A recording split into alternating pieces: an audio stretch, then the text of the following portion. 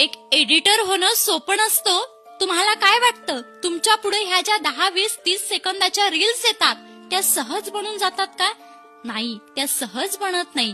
त्या रील्स बनवण्यासाठी रात्रभर डोळ्यात तेल टाकून त्या एडिटरला जागावं लागतं. हा इफेक्ट नाही, तो इफेक्ट नाही, हे सगळं त्याला वारंवार टाकून बघावं लागतं.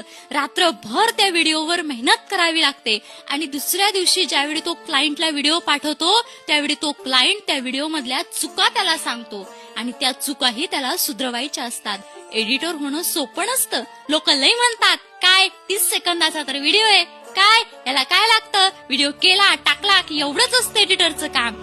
एडिटर होणं सोपं नसतं. एडिटर होण्यासाठी डोळ्यातली झोप त्यागावी लागते आणि फोनमध्ये रील्स स्क्रोल करत बसण्यापेक्षा 24 तास एडिटिंग करत राहावं लागते. त्यावेळी एक उत्तम एडिटर घडत असतो.